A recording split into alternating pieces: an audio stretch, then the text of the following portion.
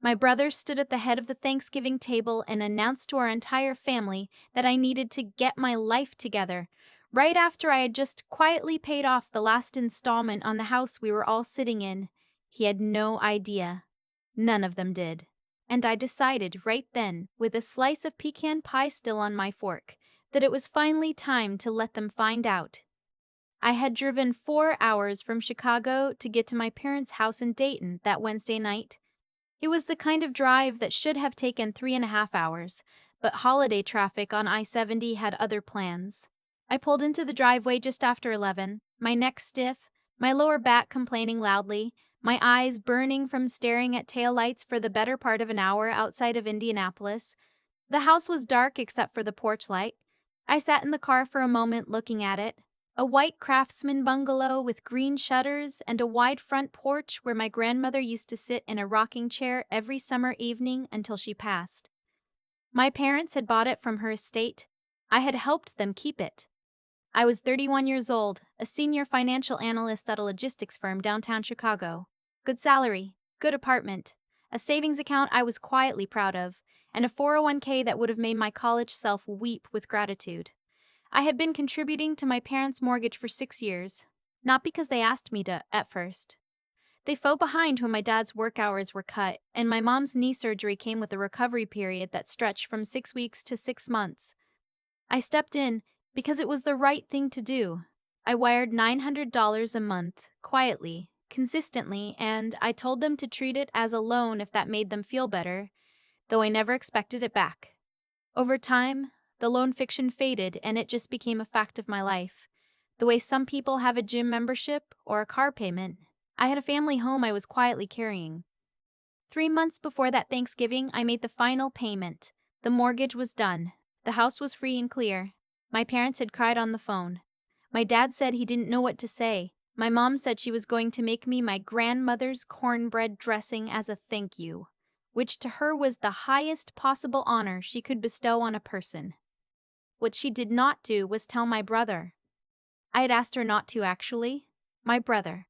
I'll call him what he was, the golden child, the one who went to state for baseball, the one my dad coached on Saturday mornings and drove 2 counties over for away games while I sat in the bleachers doing my homework. He had a complicated relationship with the idea of me succeeding. Not that he would ever frame it that way. He would have said he was proud of me. He would have said it with total sincerity, with his hand on my shoulder, and he would have believed it. But there was a version of his pride in me that required me to be slightly below him, slightly more uncertain, slightly more in need of his opinion. I knew this, the way you know things about people you have grown up alongside. I didn't resent him for it. It was just a fact I had quietly filed away. I had told my mom I wanted to announce it myself, in my own time, in my own way. She agreed. And then she did what she always did when she kept a secret from my brother, which was absolutely nothing, because she could not keep a secret from my brother for longer than 48 hours. By the time I walked in Thursday morning to the smell of turkey and butter, he already knew something. I could tell by the way he hugged me. It was half a second too long and slightly too firm, the hug of a man recalibrating. We got through the meal mostly fine. His wife, sharp, funny, the kind of woman who notices everything and files it away without comment, passed the sweet potatoes with a look that I couldn't quite decode. My parents were warm and a little overbright, the way people get when they are holding a live wire under the table. My nephew, who was 7 and deeply committed to explaining the entire plot of a video game to anyone who would listen, carried most of the conversation for a good 20 minutes, which I was grateful for. And then the pie came out.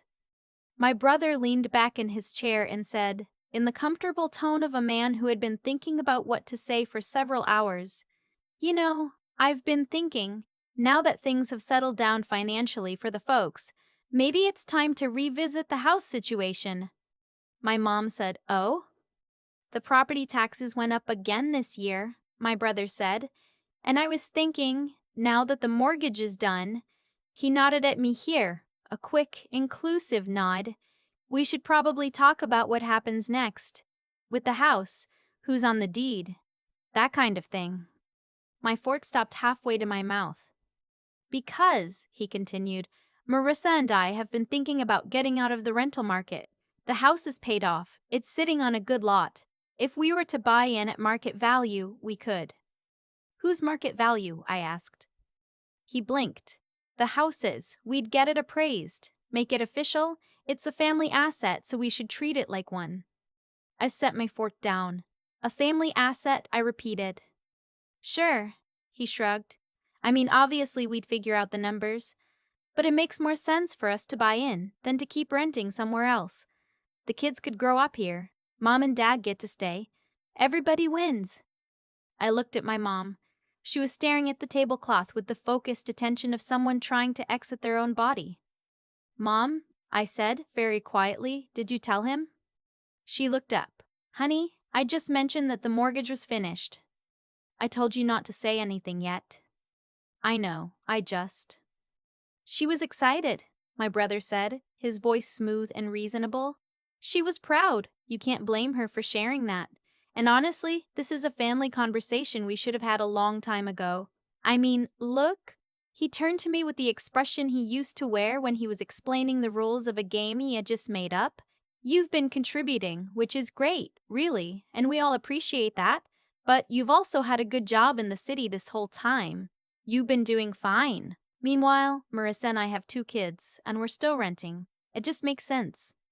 I want to make sure I'm understanding you, I said. My voice came out level, which surprised me. You're saying that because I have been the one paying off this house for the past 6 years, the logical next step is for you to buy into it at a price we negotiate now that it's paid off. When you say it like that, I'm saying it like that because that's what it is. The table went quiet. My nephew put down his spoon. My dad cleared his throat. Maybe we should. No, I said, not unkindly, but firmly. Let's finish the thought. I turned back to my brother. I need you to tell me something. In the 6 years that I've been sending $900 a month, what were you sending? He didn't answer right away.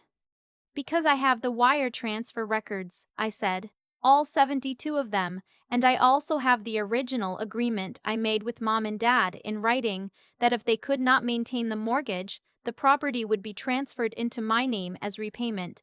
That was the deal. We all signed it. I have a copy. My brother's jaw tightened. I didn't know about any agreement. I know you didn't. I picked my fork back up. That's kind of the whole point.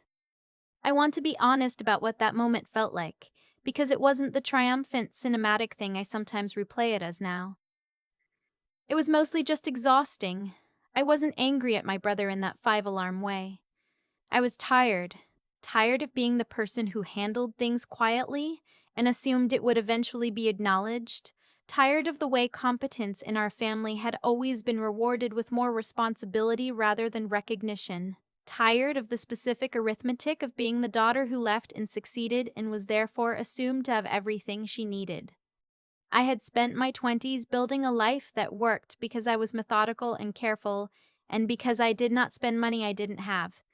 I drove a 6-year-old Honda Civic. I cooked at home. I did not have a partner to split costs with, which people seem to assume made my finances easier rather than harder. I had built a cushion over years of discipline, and the mortgage payments were always factored in. It was not a burden that crushed me, but it was also not nothing. I left the table after pie and called the one person I knew would tell me the truth without softening it. My best friend since junior year of high school had heard every version of every family situation I had ever been in. She worked in estate law, which meant she had heard worse, and she had the useful quality of being completely unsentimental about paperwork. Pull up the agreement tonight, she said, the moment I explained what had happened. Take photos of every page, and call your parents' county assessor's office on Friday to confirm the current assessed value of the property. You need that number in your head before your brother starts throwing out figures. He doesn't have the right to buy in, I said. The agreement is clear. He doesn't have the legal right, she said. But he has the family right, which is messier and longer and more expensive. Do you want to fight this, or do you want to resolve it? I want it to just be obvious, I said. She was quiet for a second. It's never just obvious, she said. That's why they make you sign things. I lay awake in my old bedroom for a long time that night, staring at the ceiling. The house made its familiar sounds, the furnace clicking on, the third stair creaking as someone walked down for water. I had grown up in this house. I had done homework at the kitchen table and had my heart broken twice while living under this roof and driven away at 22 with my whole life in the back of a Subaru, certain I was leaving for good. And then slowly, without really deciding to, I'd become the person holding it together from a distance. That was the thing about being capable. People leaned on it without ever really looking at what it was built on. I got up at 7, made coffee, and found my dad already in the kitchen. He was a quiet man by nature, the kind of person who expressed care through action rather than words, who showed up when it mattered and stayed out of the way when it didn't. He had worked at the same manufacturing plant for 23 years until the hours got cut. He had been embarrassed by needing help in a way he never quite got over, even after the help became the foundation they stood on. He poured me coffee without being asked and sat down across from me. "Your brother called me last night," he said. I figured.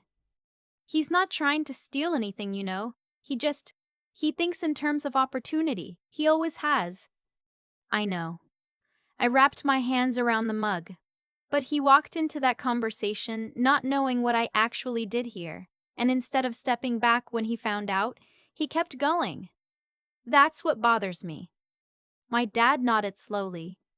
"I need to know if you and Mom want to honor the agreement," I said. "Because if you do, I'll handle it. I'll get a title attorney. We'll do the transfer. It'll be clean. But if you want to renegotiate because it puts the family in a difficult place, I need to know that now, before we go further." He looked at his coffee. "We're not renegotiating," he said. "You held up your end. We hold up ours." "Okay," I said. "Your mother should have waited," he said. "She knows that." "It's fine." "It's not," he said, "but thank you for being generous about it." The real conversation happened that afternoon. My brother came back over, and this time his wife was with him. I had asked my parents if we could sit down together and talk through everything. All of it, no sidebars, no information gaps. My mom made more coffee and put out the leftover pie because she could not have a difficult conversation without also offering someone food. I put the agreement on the table. My brother read it. His wife read it over his shoulder. She was a faster reader than him, and I watched her finish and set her jaw in a very specific way that told me she understood exactly what she was looking at. "I didn't know about this," my brother said. "I know." "Mom, Dad, why didn't you tell me?" My mom looked at her hands. "Because we were embarrassed," she said, her voice small. "We didn't want you to know how bad it had gotten. We thought it would work out on its own, and then by the time it didn't," she stopped. "We should have told you. I'm sorry." My brother was quiet for a long time. I could see him doing the math in his head, recalculating, and it was not a comfortable process to watch. "So the house would go into your name," he said. "That's what we agreed to." "And what happens to Mom and Dad?" "Nothing happens to them," I said. "They stay. Nothing changes about where they live. The only thing that changes is whose name is on the deed. If something happens to them, the house doesn't get split in probate. It comes to me and I decide what to do with it. That's the agreement." He looked at the papers for another long moment. Then he looked at me. "I've been renting for 8 years," he said, "and it came out quieter than I expected, almost raw." "I know," I said. "I'm sorry about that. I mean it." "It would have been nice to know this was an option, to contribute, to be part of it." "It would have been," I said. "But it wasn't offered to you because you weren't asked." "I was." His wife put her hand on his arm. She didn't say anything. It was enough. We sat with it for a while. The furnace clicked on. Outside, my nephew was running around the backyard with a stick. Eventually, my brother let out a long breath. "What do you need from me?" he asked. "Nothing," I said. "I need you to not contest it. That's all." He nodded. Once, slowly. "Okay." It wasn't a warm moment. It wasn't resolved in the way that movie families resolve things, with tears and embraces and the sense that everyone has emerged cleaner. But it was real. It was honest. and it was the first conversation our family had ever had where all the information was actually on the table at the same time. The title transfer took 6 weeks. My attorney, a referral from my friend, handled it efficiently and without drama. The deed was re-recorded. The house, the white craftsman bungalow with the green shutters and the porch where my grandmother rocked in the evenings, became legally mine, held in trust for my parents to live in as long as they needed. My brother and his wife found a house in a suburb north of Dayton in the spring, a 3-bedroom with a good school district. He texted me a photo of it the day they closed. I sent back a thumbs up and then, after a pause, I texted, "Congratulations, genuinely." He replied, "Thank you for not making it worse than it had to be." I held my phone for a second, reading that. There was a version of me, a younger version, who would have filed that message away as evidence of his smallness. But I was 31, not 22. I understood something I hadn't when I was younger, which was that people who grow up loved and slightly careless sometimes don't realize what they're asking for until someone lays it out plainly. The asking isn't always malice. Sometimes it's just someone who never had to learn the value of what they were reaching for. I drove back to Chicago on a gray Sunday afternoon in December, the Illinois flatlands stretching out under a low white sky. My phone had my dad's playlist on shuffle: classic rock, Springsteen, a little Tom Petty. I passed the exits I had passed 100 times, the water towers and overpass graffiti, and the familiar billiard sign outside of Joliet that I had used as a landmark since I was a teenager driving myself home from college visits. My apartment was cold when I walked in, the way it always was when I'd been gone a few days. I turned up the heat. I made tea. I sat on my couch in my coat for a minute before taking it off. Just still. Just present.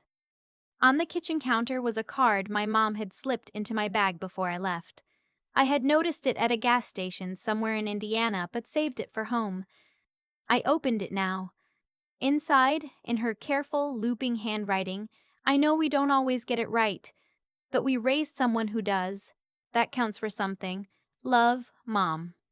I set it against the fruit bowl and looked at it for a moment. Then I opened my laptop, pulled up the scanned copy of the signed agreement, saved to backup to the cloud, and closed it. Some things you carry quietly, and some things you simply put somewhere safe. There's a particular kind of silence that follows a moment of truth being laid on a table. Not a metaphorical table, but a real one, with leftover pecan pie on it, and a 7-year-old still in the next room. That silence has weight. I've been thinking about it ever since. For a long time, I told myself the quiet way I handled things was humility, and maybe some of it was. But a lot of it was also fear. Fear that if I named what I was doing, if I said out loud, "I am the one holding this together," it would sound like a demand, like I was keeping score. So I kept the wire transfers and said nothing, and I told myself the acknowledgement would come eventually, naturally on its own. It didn't. It never does, not on its own. What came instead was my brother at the head of the table, rearranging reality to fit a version of the family where his needs were the logical next step. He wasn't lying. He genuinely believed what he was saying. That's what happens when you're never asked to look at the full picture. You fill in the gaps with yourself at the center. I think about what would have happened if I hadn't kept those records. If I had wired the money every month with the casual generosity of someone who didn't think consequences through, I would have had nothing to put on that table. I would have been the daughter who contributed, a vague and dismissible verb against the brother who had a plan and a family and a reason. The outcome of that conversation would have been completely different. What I've learned, and I mean learned the way you learn something when it costs you something, is that doing the right thing without any structure around it is just sacrifice with a nicer name. I did right by my parents. I don't regret a single payment. But I also protected myself, not because I expected betrayal, but because my friend sat me down at 25 and said, "If you're going to do this, do it properly." That was the smartest thing anyone said to me in my entire adult life. The agreement wasn't distrust, it was clarity. It was the thing that let my family have an honest conversation instead of a damaging one. And then there was my dad, who surprised me more than anyone else in that room. He'd spent years choosing peace over truth, and I understood why. Living alongside someone who rewrites reality is exhausting in a way that's hard to explain to people who haven't done it. You start to believe that your silence is kindness. But sitting in that kitchen at 7 in the morning with bad coffee and no script, he chose differently. He said we hold up our end, and he meant it. That took something, not just decency, but the willingness to feel uncomfortable in service of what was actually right. I won't forget that. What I want to say, to anyone who has ever been the one who quietly carries things, your consistency is not invisible even when it goes unnamed. The records exist. The work is real. You don't have to perform it to prove it, but you do have to protect it. Know what you've built. Write it down. Have the hard conversation before someone else has it for you. The house is mine now.